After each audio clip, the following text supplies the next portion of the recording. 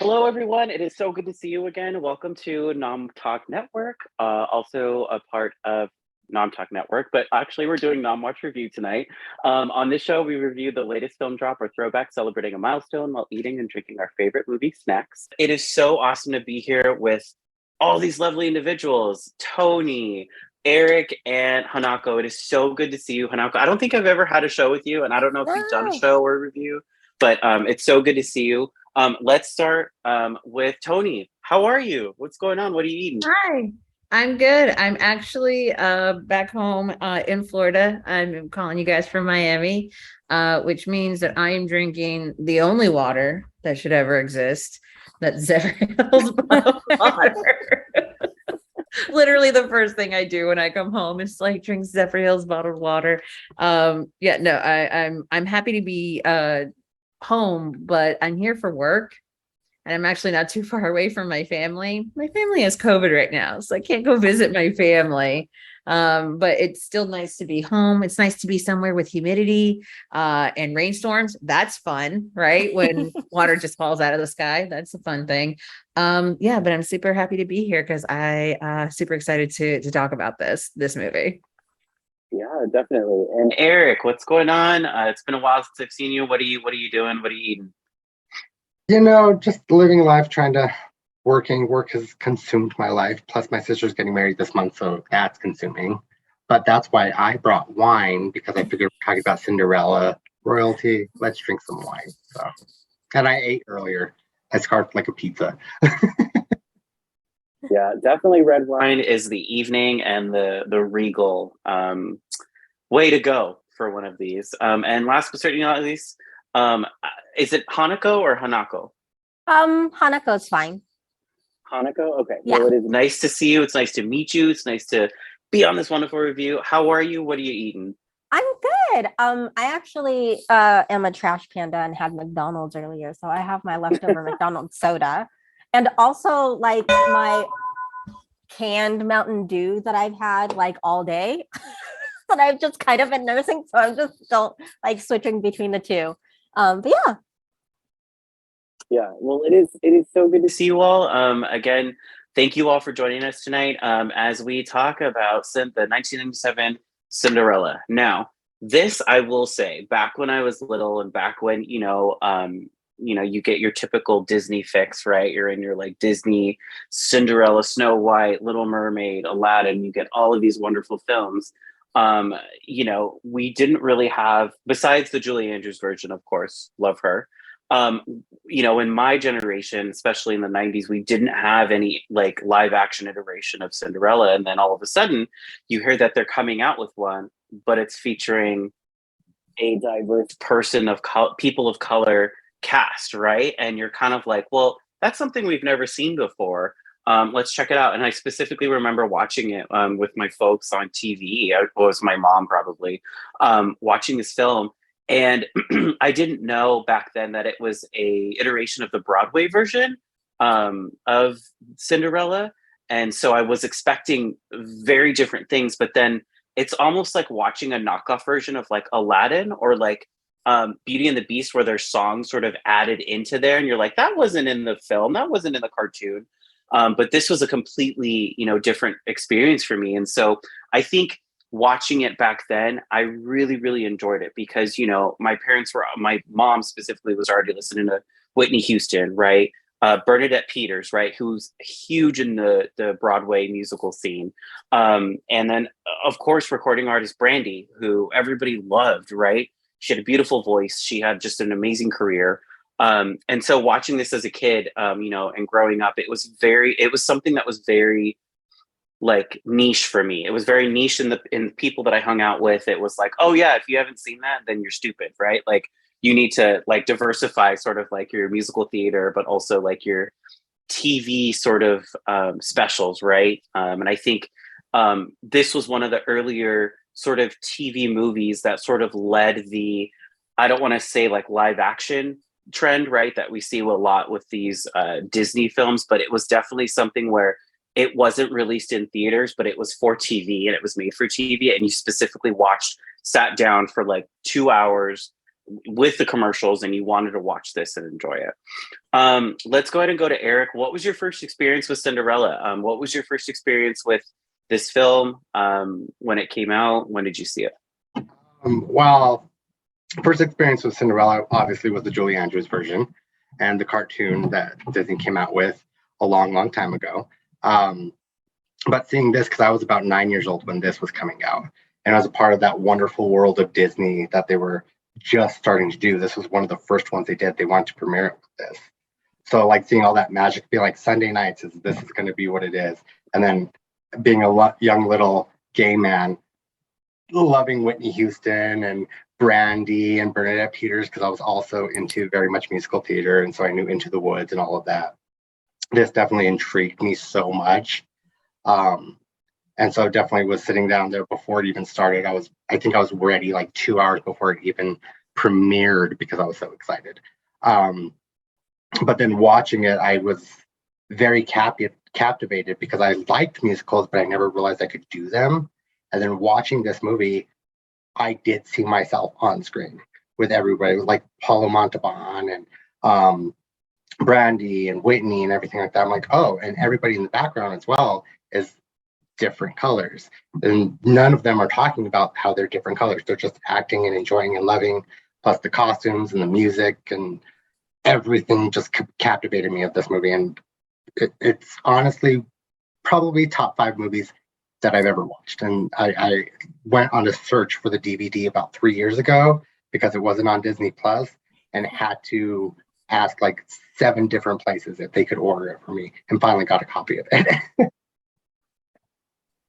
Yeah, this is definitely something where you're like, why isn't this more widely available, right? Like I think it's genuinely good and wholesome in a sense where if this was the first Cinderella movie that I had watched, I probably would have been very happy to have been exposed to that. And then if I would have watched Disney's, right, I would have been like, well, that's not accurate to what my life is and the experiences that I've seen in the world, right? Like, and so I think that was something for me that struck sort of me when I first watched this. But it's cool that you kind of had that similar experience where you sort of saw yourself in this movie. And I think that's really important, especially when we're talking about one of the first films to feature, people of color, right? Like in a musical singing, right? Well, and so well, surprisingly enough, like you said, it was hard to find, but this was actually the most successful made for, or like direct to like movie on TV ever in its time. This is the most successful one because they sold VHSs and DVDs and everything, and then just throughout the years people forgot about it and that went away. Absolutely. Toni, tell us about your experience with this movie. Okay, so in 97 I would have been 13, and I would have been prime age for the Disney marketing machine, because this was Disney ABC bought the rights to air, and produce this version, because as previously said, Rodgers and Hammerstein, they developed this new musical, and it was like the first of its kind that was actually developed for TV specifically, and not the other way around, which is usually it starts off in Broadway and then it's brought to TV, movies, etc. So it was a very different trajectory that's usually taken. So they bought those rights. They started the promotion for it. It was everywhere for a minute, because if you're 13 years old, you're definitely watching Disney Channel. So there was a lot of making of and behind the scenes specials that were being aired on the Disney Channel in between, your programming, your 1997 programming. If you were a subscriber to Disney Adventures like I was, there were interviews and previews, and hey, remember to watch the Wonderful World of Disney, Rodgers and Hammerstein's Cinderella, starring Brandy and Whitney Houston, on such and such date for the first time ever. And it was a big event. I remember watching it for the first time, on TV for the Wonderful World of Disney. And then it went away, because at that point, Disney was not in the practice of putting those Wonderful World of Disney movies and specials on VHS or DVD. It just was, if you missed it, tough luck. Because they had Disney Channel, they would re-air it on Disney Channel every so often. So there was like a good, I want to say like 7 to 10 years where maybe once every year, once every 2 years, I would see it again on Disney Channel because it would just be something that they would throw back into their syndicated programming. And then I became old enough to actually join the Disney Movie Club. And the Disney Movie Club is where you could actually find things like this version of Cinderella on DVD, or you could find Polly, another, Wonderful World of Disney musical that still is not on Disney Plus. I have Polly and Polly Come Home on DVD right now, and those are the only reasons I joined Disney Movie Club, but I have them now. So yeah, it was a good long while. If you didn't have those DVDs, I have no idea how you would watch this movie again, because at a certain time, yeah, the rights kind of became convoluted. Who owned it? Whitney Houston was executive producer. It's Disney and ABC produced. It's Rodgers and Hammerstein's, lyrics and music. So, I mean, there's just a lot of different, hands in the pot, and it's not the straight, production that we've come to be used to from, our now current studio system. So the rights were definitely, it got dicey. So it disappeared from Disney Channel for a while. If you didn't have the DVD, I don't know how you watched it. And all of a sudden, in the last, I think, year and a half, it finally dropped on Disney Plus. So yeah, that's how I remember being exposed to it and actually consuming it over the years. Yeah, that's great. I know we were talking earlier before, but it seems like all three of you were like really big super fans of this movie, which I'm really happy to be around, because I'm always like, these movies were something that I experienced in childhood. And then like, as you grow older, you're like, you don't forget about them, but they come up in conversation with like people that, you're like friends with, and you're like, oh yeah, remember that movie? And they're like, oh my God, it was the, and then you start reminiscing on it. Right. Because it becomes a thing where you're like, geez, I forgot about that, but it actually was a really good movie. Right. It was pretty wholesome. Let's go to Hanako. Tell us about your experience with this film. So I realized that when this movie came out, I wasn't living in America yet. So I had no idea that it came out. It came out in 97, I think. And 98, 99 was around the time Prince of Egypt came out.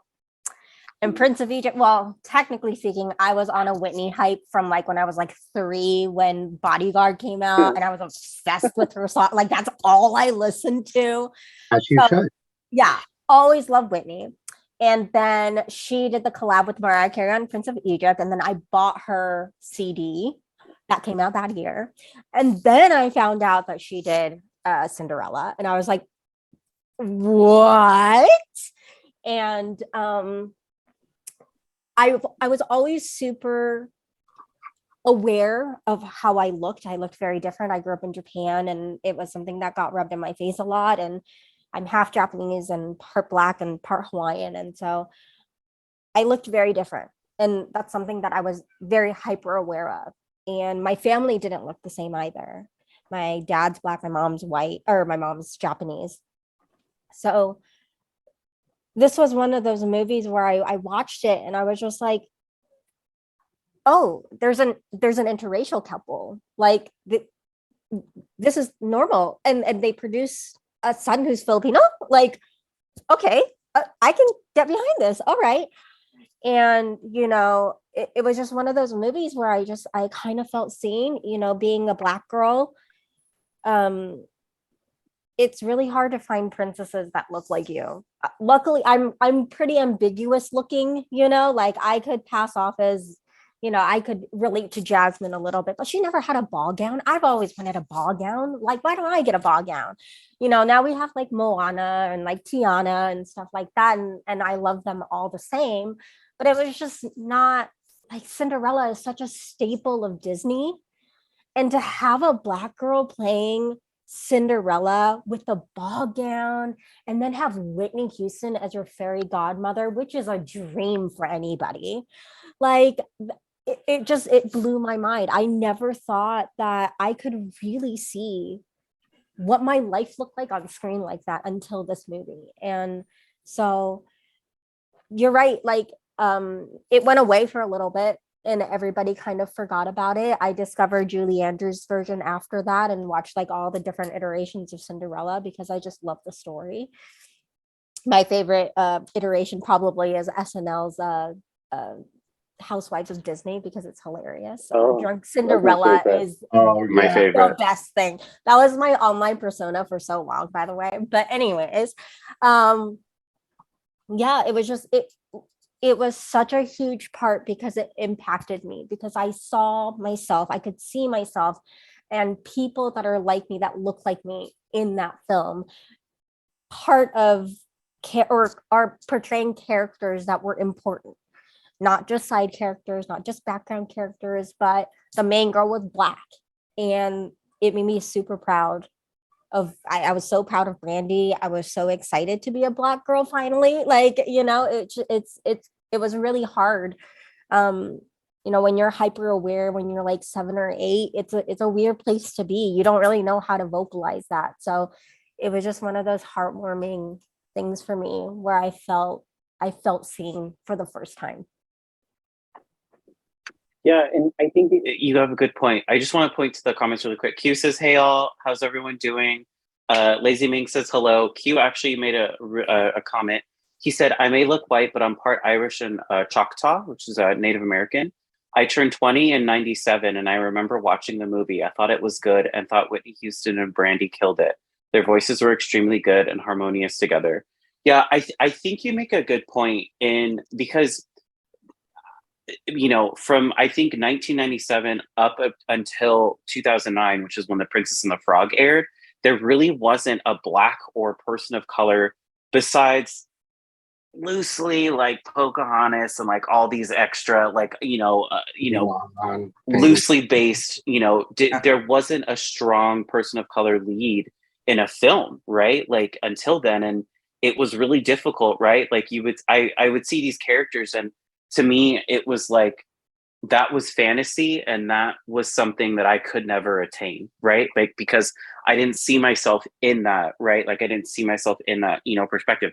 I think if I was little and saw a movie like Encanto or saw a movie like Moana, right, where you can immerse yourself and you're like, this person looks like me, I would have had a very different experience. And I think this movie was also, like you said, it made me realize like, oh, like life is not just white, right? Like it's not just this, it's not just that, right? And I think you have a really good point in that. So before we get into all the nitty gritty and details, on the show, like we always do, we rate everything from 1 to 5 popcorn buckets. Let's give our ratings now, and then we can go into every single nitty gritty detail that we can. So number 1, Toni, what would you rate it? I'm a 5 out of 5. I think you can't get better in terms of Rodgers and Hammerstein in terms of musical theater. I mean, like we could debate that. But I also love the fact that they do pad out the song selections with songs from other Rodgers and Hammerstein musicals. Rodgers and Hart, yeah. Right. So I absolutely love the collection of songs that have been selected for this iteration of Cinderella. I loved what it did for representation. I love the fact that this was like the prototype, the paradigm of like, look what happens when you just like look for the best person for the job and you're not fixated on making sure that this family unit all looks the same.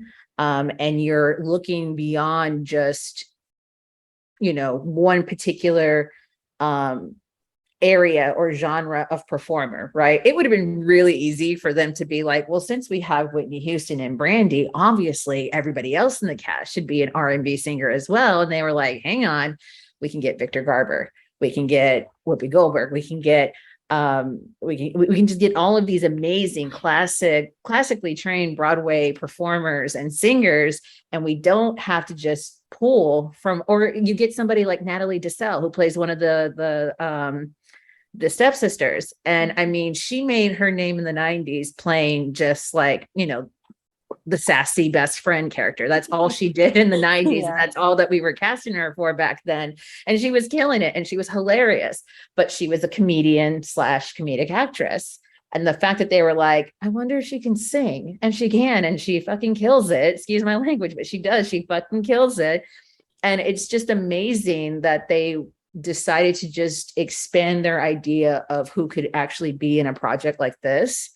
And I think what we get is like some of the best performances of any of these particular actors' careers. Jason Alexander has never been better in anything he's ever done. Whoopi Goldberg, still, this is like top 5, and she's had a huge long career, and this is still like top 5 projects that she's ever been a part of. And you can just go down the list bit by bit. Set design, costumes, the arrangements, everything. I think it's just awesome, amazing, classic. I think if this had been something that came out even 5 to 10 years later, it would be a classic, because it wouldn't have been something that just would have been relegated for TV broadcast. It would have been something that we would have slapped onto a DVD, made sure we had the rights locked up. This would have been in everybody's DVD tower. This would have been something that would have been one of the first things that dropped on Disney Plus, instead of us having to wait like 1 or 2 years before it actually dropped onto that catalog. I think it's just been a victim of its time, a victim of its distributions model, as to why it's not a bigger deal. But I think the fact that it was such a huge deal, and the fact that I think we're like a week or 2 out before they actually drop that reunion special, I think it's having its resurgence, it's having its time, and I think it's because it's beautiful and perfect in a lot of ways. Yeah, absolutely. And so just really quick, we have somebody in the chat. Producer Rob said, "Wow, that Toni Sanchez sure is a cutie." Rob. I had a feeling. I was like, I feel like that's Toni. That's my boyfriend. Hi, Rob. Shout out. But no, I think and you brought up a really good point. And before we go to Erric and Hanako, I think this casting was very indicative of musical theater, because you go into a theater, like I go into the Pantages, right? Or I go into the Amundsen. I'm not expecting to see typecasting, because I was in musical theaters in high school, where it was like you had, Black people of color playing white roles. You had a white person of color playing multiple roles. You had a brown person of color playing not just the help, or not just doing this or that, but like the lead and doing all this stuff. And this casting, you're right. They picked the right person who could do the role regardless. And it was amazing, and it took off, and it was really well done, right? And so I feel like, instead of going to, well, what does aesthetically look pleasing? Let's try to like Disneyfy this and see like, oh, what are people going to really want to sort of, how are we going to want to market ourselves to make ourselves more profitable? They were like, you know what?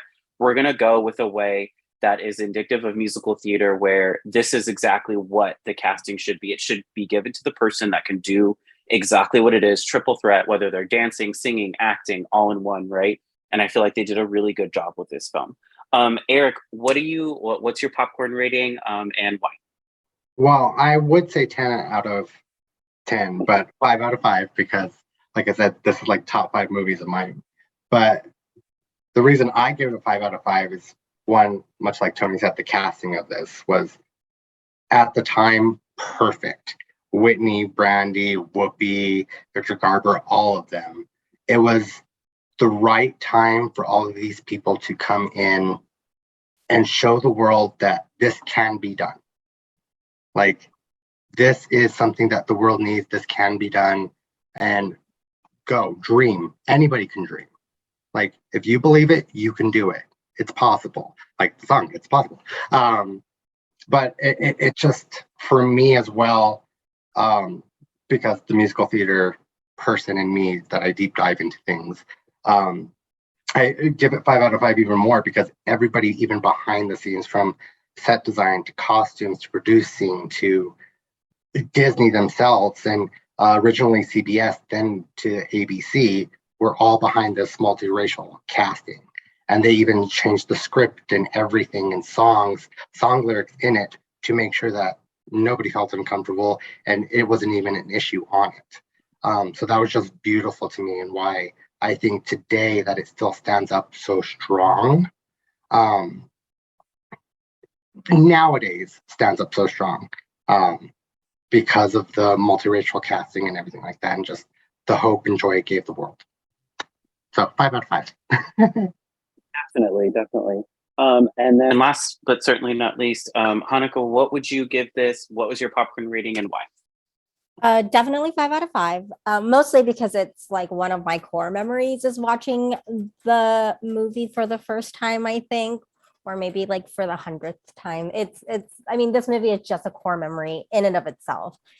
And, you know, like I said, it says something when you as a 7-year-old who have felt so out of, I don't know, you just don't fit in, you know, and then to find the main character who shares, you know, characteristics that you have. Not only that, but listen, they pulled off black girl hair so amazingly in this. Like, I know like people have said throughout the years that like black girl hair, not professional, but like they really went with braids. Like she had braids. Like, how awesome is that? Like, just those kinds of like little details that really meant a lot to me. And I didn't understand why it meant a lot to me. But now that I'm older and I'm looking back at it, I understand why it meant so much to me. It's because I could see myself in it, because I felt like for the first time that I could actually be a Disney princess. I could be the main character, which then obviously continued on. And now I constantly think I'm the main character of the world, but you know, it works. Correct. Yeah. Lazy Ming says, we stand a self-aware queen who knows she's seen this movie 1,000 times. Yeah. So I love all these points. And I think too, which is why I sort of, before this, you know, before I get my popcorn rating, which I did a 3.5 out of 5, you know, I'm going to be the black sheep of the family. But I sort of gave myself room to improve, because watching it again,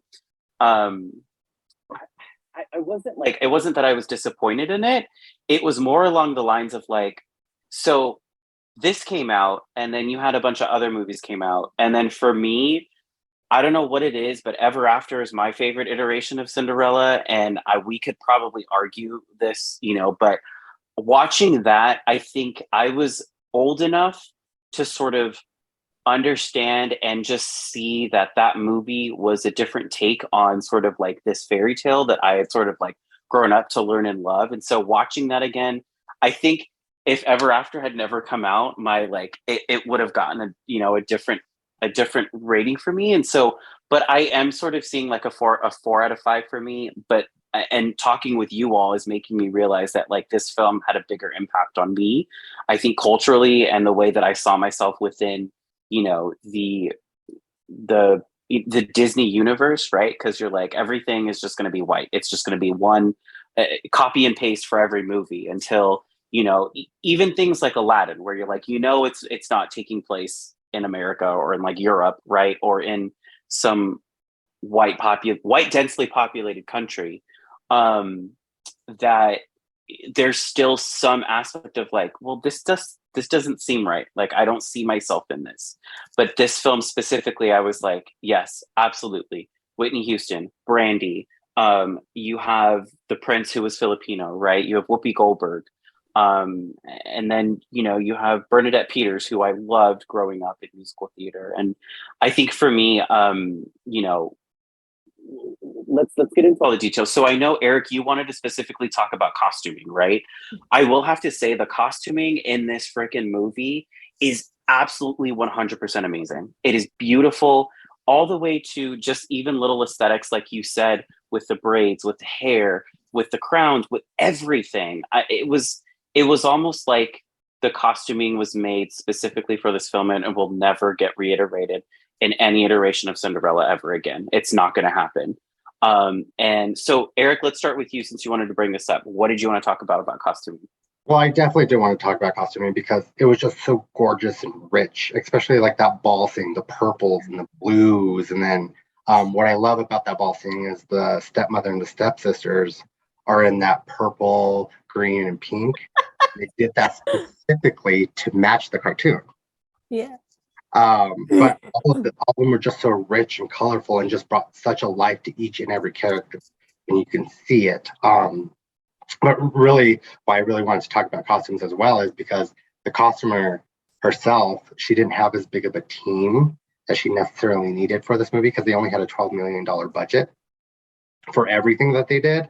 So they would see her like going in and painting those little details onto the cuffs of the sleeves and onto the dress and everything, like she was in it. And then Whoopi Goldberg, being Whoopi Goldberg, because she felt like she was the queen that she obviously is, contacted Harry Winston.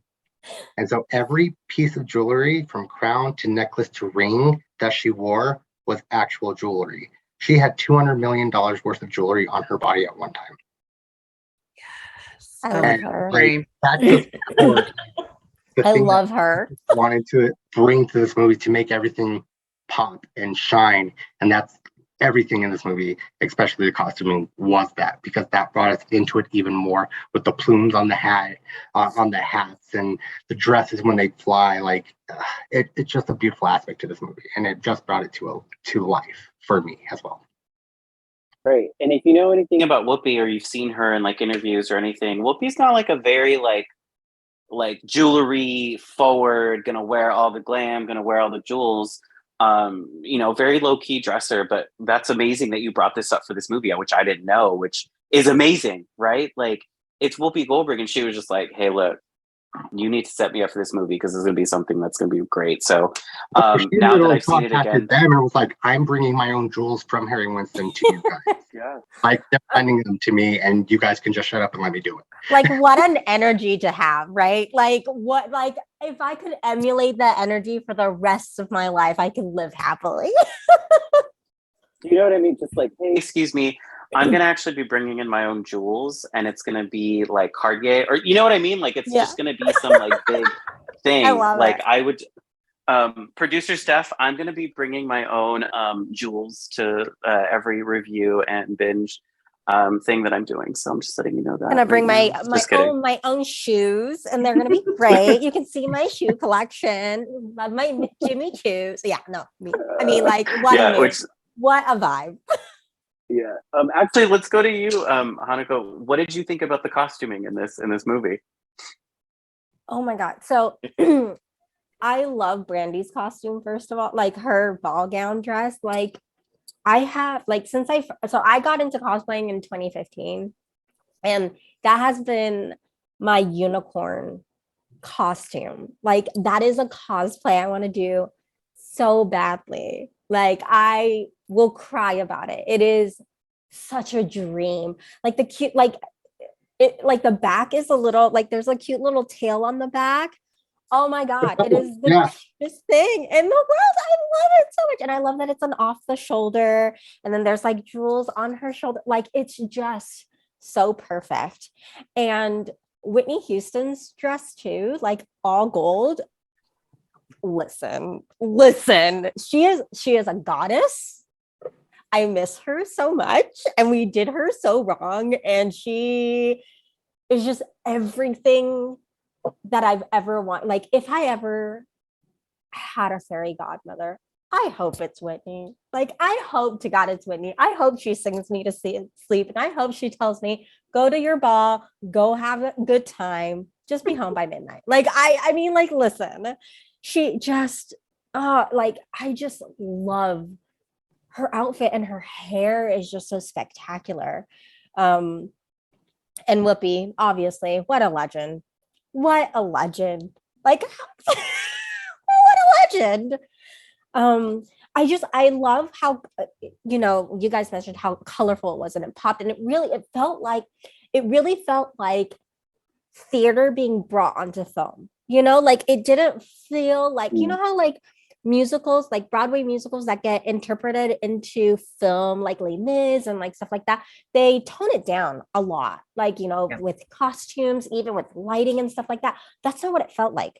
It felt like I was watching this on stage, and I love that. It was all over the top, as it should be, because it's theater. It caught your eye as it should have. It was just so beautiful. And I can't remember which stepsister wore the pink dress, but that one always reminded me of the dress from Singing in the Rain, when I don't know if you guys have seen Cinderella, I'm sure you have, but when they're trying to record record the voiceover for the movie, and she's in that French gown, and she has like all the ruffles like on her chest and on her shoulder. I think that's Natalie. Yeah, so that's what I remember. But God, this just the costuming, like everything about this was really, really, really wonderful. But the costuming, especially, I think that's what made it feel like I was watching theater in my own home. And I love that. I love when that happens, and it doesn't happen often. And that's what I most appreciated about it. I feel like this is for producers to listen to, because we're just like gushing over everything in this movie. I know. Stop making it so dark, guys. Stop God, the lighting and oh my God. But it really, I mean, how amazing was this movie? Yeah. Yeah. Toni, what about you? What did you think about the costuming for this film?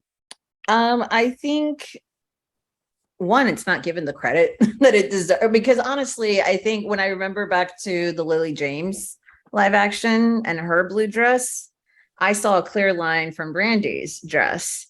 And I don't think that was ever part of the conversation. All anybody wanted to talk about is how it was so different from Disney's, animated Cinderella dress. And it's like, okay, but you do realize that they're probably, whether they mean to or not, that's a clear line.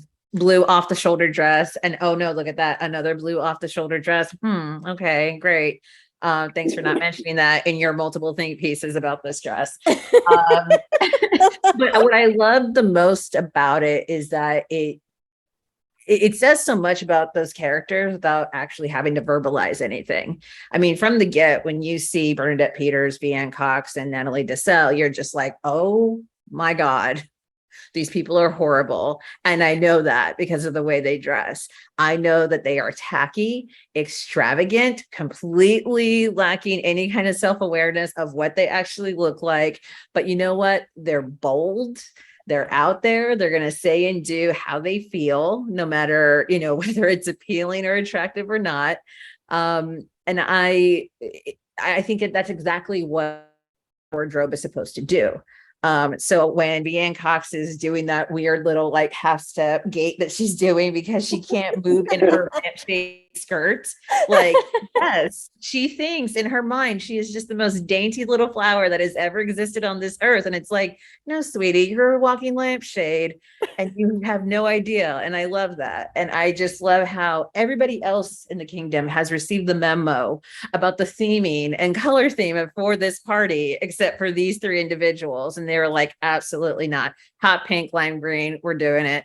And I think it's just beautiful. And I also like how we've already touched on just how over the top it is, not just for the stepsisters and the stepmom, but just across the board.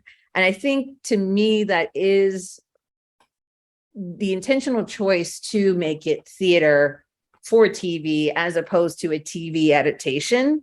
Because who wants to see a gritty reboot of Cinderella? I don't, unless it's ever after, but even then that Drew Barrymore, they had to go in a different direction. They had to do things very differently. There is no, like huge musical cue. There are no, there's not like a huge sweeping score. And it's because, all right, we're going in a completely different direction. If you had not told me that Ever After is supposed to be a Cinderella story, we would never know. And that's that's great for that project. But when you're talking about adapting something that started with Julie Andrews, went on to, another iteration in the 70s with Leslie Warren, you want it to be clear that like, this is theater for TV made for your small screen. So having to make that over the top enough, bright enough, exaggerated enough, so that way you are completely aware that this is not supposed to be photorealistic or gritty or grounded in any sort of way, but you still buy into it because it's extravagant, it's luxurious, it's glamorous.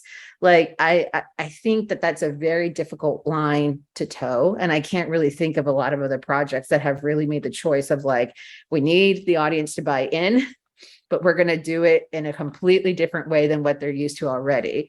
I can't think of too many other projects that have just decided to be campy in that way without actually embracing full on camp. I think it's brilliant. I think they did a hell of a job. it's also so 90s. Like It is. it's so like the hairstyle, especially the braids, that Silk, the hairstyle. tulle. Yes. So many of my friends had it, and I was always so envious because I could never get my hair braided. Not only that, but like the blue eyeshadow, like girl. That just hard. Yes.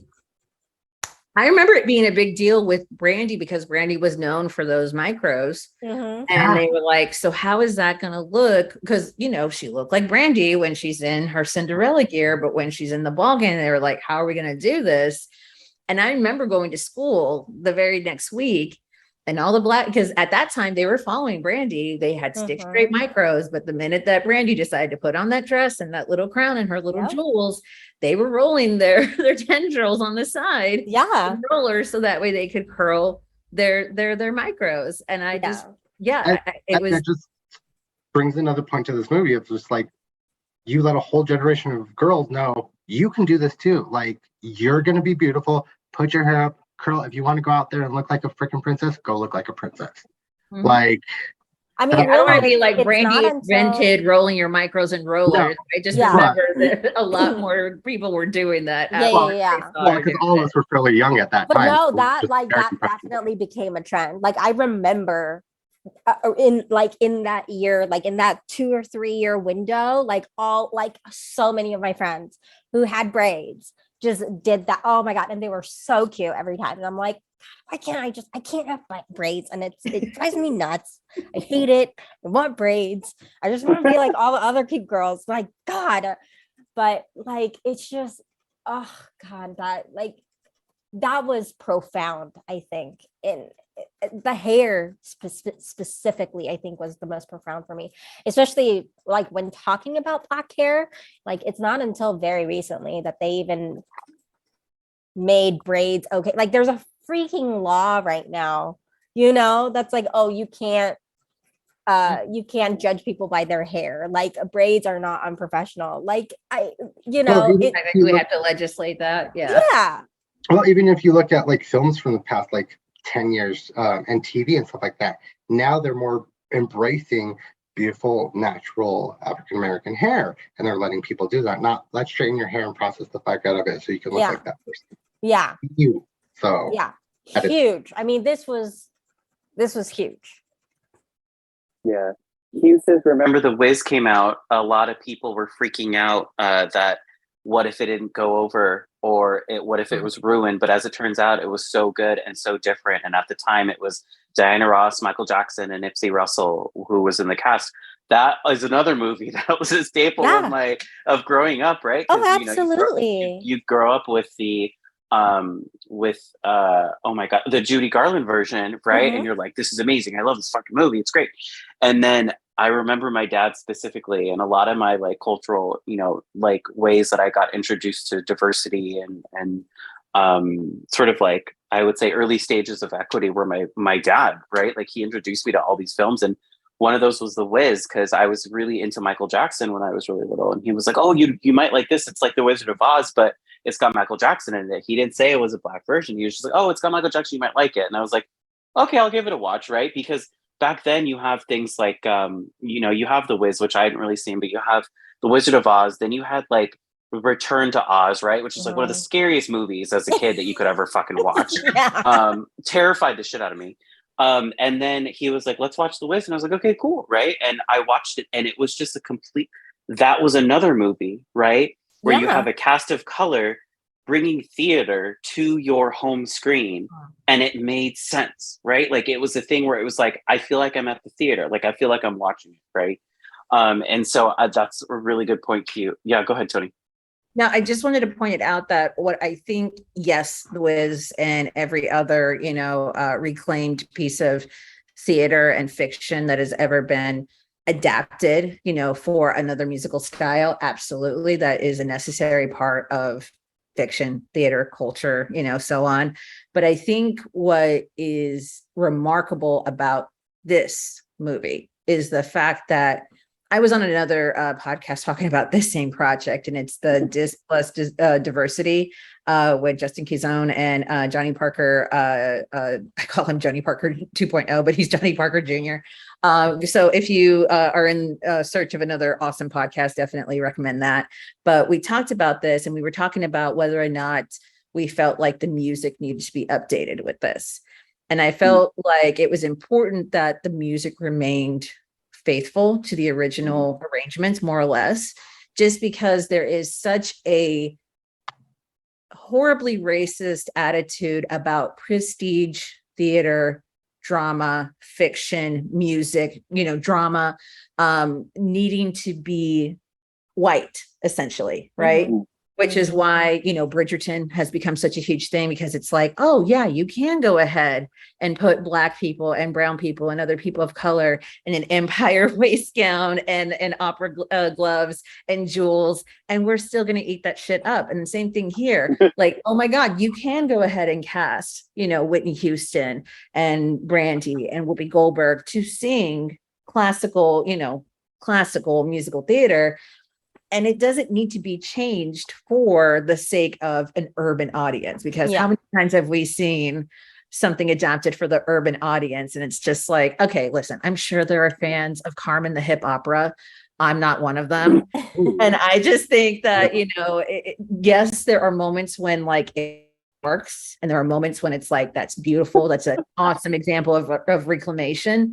But I just think that there's also something really important of just saying, like, first time out the gate, let's go ahead and prove that, like, you don't have to worry about this not fitting the mold or this not fitting something. I mean, the amount of folks that were up in arms about Hamilton because it was about the founding fathers, but then folks who are not performing R&B and hip hop aren't white themselves because the founding fathers are white. Like, it just was like, you're thinking that because you've not been exposed to different people existing in these particular kind of roles, what you think is prestige theater or fiction or art, like, you're just locked into this very narrow view of what you expect, and you've not expanded that definition. And I think that this movie on its own, outside of its cultural impact, is amazing. But once you go ahead and consider what the cultural impact has been, especially when you've decided to go ahead and say, like, you know what, I know Brandy is not classically trained, and maybe that is not a musical theater voice, but you know what, you're going to do it. And we believe you can do it, and you're going to rise to the occasion. And I think, you know what, I think she does a really great job. Are there other actresses out there that have a voice that's better suited to the material? Probably, and absolutely, yes. We put them on Broadway year after year, but I think it's really important to just go ahead and say, like, this is the example. You can do it, and you therefore have no excuse as to why you're not casting anybody who can play this role at this point. So I just think it's really, really important in terms of the fact that it was like 1997 when this came out. And I also do want to point out that it took them another 17 years to put Keke Palmer on Broadway as the first Broadway Black Cinderella, Right. which is weird because it's like 17 years, Jesus. Yeah. And now that we're still in this weird thing of like, can a Black woman play Catwoman? Can, a person of color play this character? And it's just like, we're done. Brandy and Whitney did it in 97. We're past the point. It's 25 years. We can finally move past that conversation. Yeah. I did want to touch base on a couple things that you all said. Like, you'd mentioned that wow, I just completely blanked on all three things I wanted to say. No, actually, first things first, you mentioned The Wiz, and I wanted to touch base on that because this project was slated to come out in 93, actually, with Whitney Houston being Cinderella. Yes. It was on CBS, and it just was taking so long and so many rewrites and everything. So by the time it came to it, she was like, I'm too old. I don't want to be what happened in The Wiz, because they all said that she was too old to play that part. Yeah, So I remember she's that. the one who was just like, I have the girl, Brandy, come on. And then everybody else was on board except for one executive producer from Disney who was like, let's have Jewel do it because she's white and we already have a Black. Wait a minute. Is that why Jewel ended up in that Wizard of Oz live reading thing on VH1? Is that why that happened? Yeah, I think so. That's so weird. I'm sorry, continue. The tea. Only person across the board from everybody that was just like, we can't have two Black leads. And everybody was like, no, yeah, we can. We can have a completely different cast. He was like, okay, I'm going to give you $12 million and that's it. And then last day of shooting, they ran out of money. And Whoopi Goldberg and all the other producers put their own money into. They're like, we're going to finish this because this is going to be very important. Like Jason Alexander even went into it getting paid half of what he was getting paid on Seinfeld because he knew this was going to be important. Yeah. But what was the other part I was going to say? Oh, the music part of it. They did update it a little bit for what the Julie Andrews was, because like you'd mentioned earlier, Toni, they added songs. One for Bernadette Peters because the stepmother doesn't have a song, which was from another Rodgers and Hart musical. They combined Jason Alexander's song from characters that were in the original with the Princess Giving a Ball and created that whole thing. They changed the song lyrics to the Sisters Lament. And they added Whitney Houston's big number at the end of the movie from another Rodgers and Hart musical to give her that final power move. And she's going to live in infamy for that. So that's just beautiful. But that's what I want to say. Yeah, definitely. I think, so we're reaching the end of our, this, clearly we could have talked about this all night, about this movie all night, because there's so many like little trivia, things that I didn't even know of, which I'm so glad that you all were here to kind of like educate me on this. I think I to what Toni, I think you actually brought up a good point as far as like, racism in the musical theater industry and like what's going on. And I think the difference for me is that, with something like Hamilton, where it was a person of color telling the story of a white founding father, right? Where for me, it was almost like I have a love-hate relationship with Hamilton. I love it to some things, and then I hate it for some things. And I think for me, it's like I struggle as a poli-sci like major, right? I got my bachelor's in I struggle with the fact that like white people made this system that I'm in that controls sort of like my rights and privileges as a person of color and as a queer person of color, and then seeing somebody try to emulate that history with people of color, I take issue with. With Cinderella, there was no issue at all. I knew this was a white play, but when you introduce people of color, nothing like for me, it wasn't like I saw it as white when it was like, oh, people of color can do the same thing. Yeah. And it ends up being the same happy ending, right? Like it ends up being the ending that I want it to be. And I think for this movie, that was what was different for me. It was like, I saw representation. I saw things where they didn't have to change the essence of it for it to make sense for audiences of color, right? Because like you said, we can do a play where it caters to audiences of color, but it usually ends up being the stupidest thing that ever could, try to pander to. But I think for this thing, pandering is the key word. Yeah.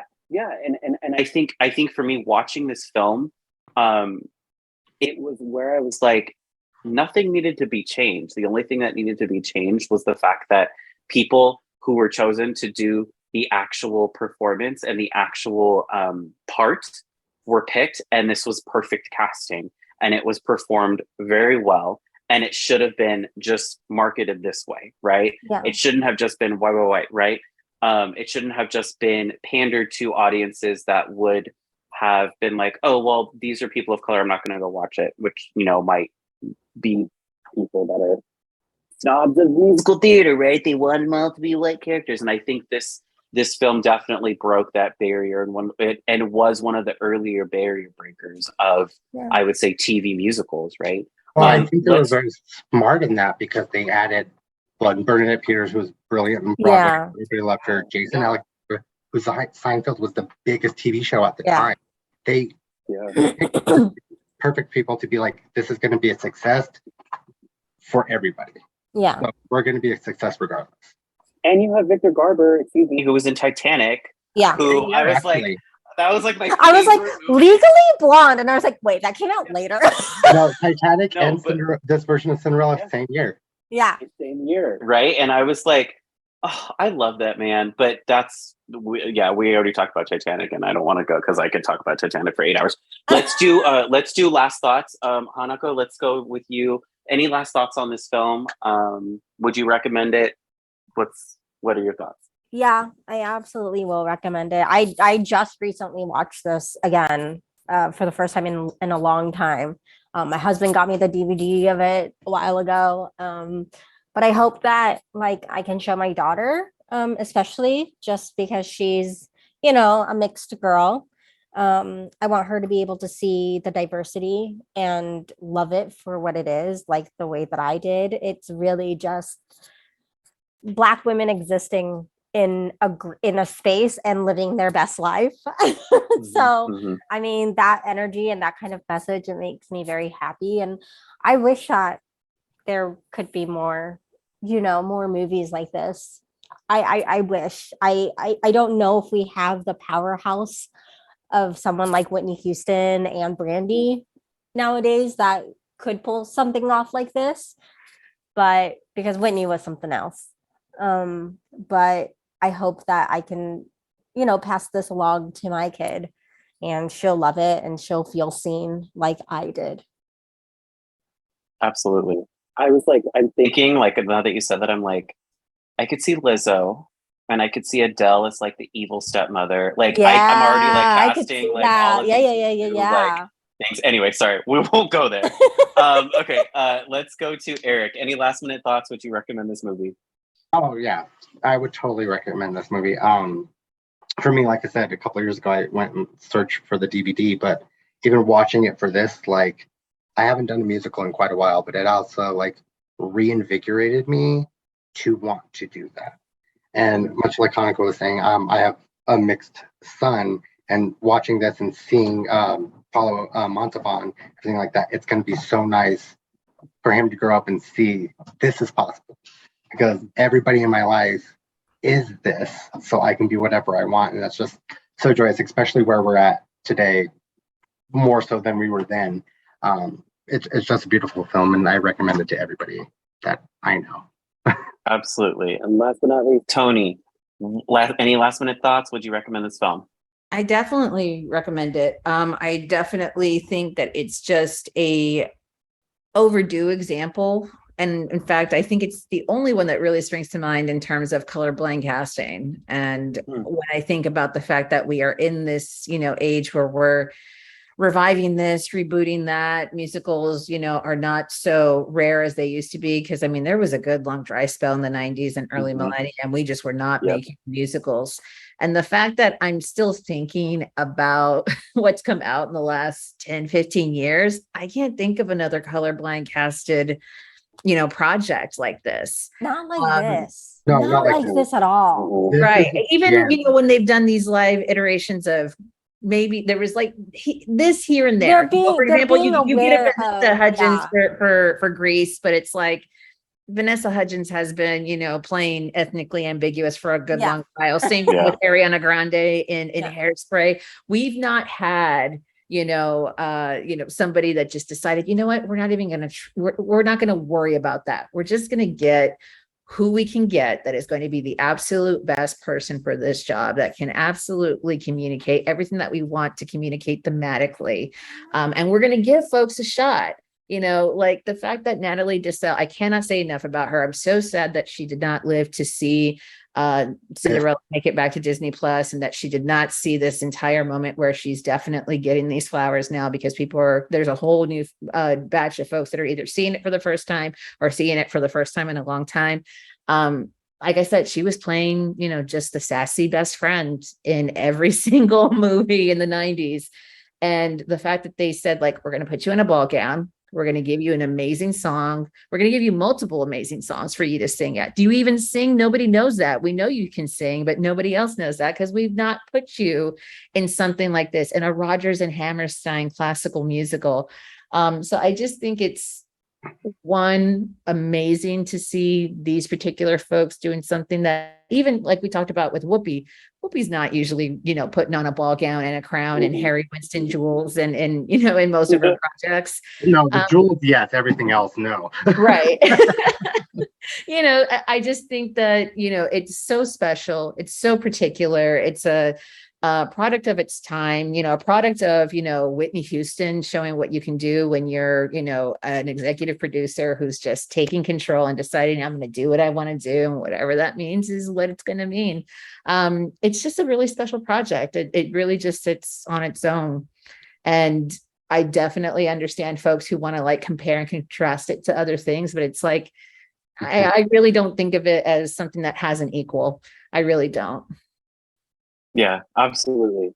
Well, as I've said, we could probably talk about this all night. We could probably convince other people who haven't seen it or people who have seen it to go watch it again. But unfortunately, it's all the time we have. What? Unfortunately, Watch it's all it the time we again have. right now. Yeah, immediately. We're watching it right now here. No, I'm joking. Surprise! We're going to be on for another 4 hours. We could do it. Yes, right. But that's all the time we have. Real quick, I want to know where everybody can find you all. So just really quickly, Hanako, where can we find you on the socials? Where can we find you on anywhere that you're at? I'm mostly just on Instagram, but I'm not really posting that much. But my username is Hana Dacha, Daccha. You can also find me under that on TikTok, but again, I don't really post a lot. If you become my friend, I will send you funny TikToks. That's all I will do. I will bombard you with TikToks and then ask if you've watched it. But yeah. Nice. Erric, where can we find you? Where are you at on the socials? You can find me on Instagram and TikTok at Heartless7. Kind of shut down the other socials while I'm reworking some stuff, but those are the two you can find me out right now. Nice. And Toni, where can we find you at? You guys can find me on all social media at the Toni Sanchez, Toni with an I, Sanchez with a Z. Nice. And you can find me at City of Stars 13 on Instagram, and that's where I am at. Like I said, I would love to thank my guests for coming tonight. I would love to thank everybody for talking about Cinderella, the 1997 version of it, with Whitney Houston and Brandy. Thank you, Hanako, Erric, and Toni. You all were great. Thank you all so much for joining. You all make this experience so much better. Don't forget that Nom Watch Review and Basic Benches are in podcast form. You can listen to wherever you get your podcasts at. Shout out to our producer, Stephanie. Stephanie, we love you. Thank you for putting up with us. Thank you for keeping us updated with everything. And we love you for being a boss lady. And thank Tune you, into our Jordyn, for being an amazing host. Yeah, Oh Jordyn. my God, what great questions. I know, even though I gave this movie a 3.5, or It's now fine, it's 4. fine. Even though your feel foot like is falling off right now. Yeah, it's fine. Jordyn. No, you know what? It's fine. We can let that go. Yeah, I'm not going to have a foot in a couple days. Just kidding. But tune in to our next show, which is going to be tomorrow night. I will be hosting Basic Bitches, and we will be talking about The Salmon episodes 3 and 4. Watch that show. I cried for 2 episodes in that entire show. Watch it. It is beautiful. It is amazing. Anyway, we'll be talking about episodes 3 and 4. No spoilers. But until next time, I'm your host, Jordyn Orozco, and I hope you all have a nom-erific evening. Good night. Bye.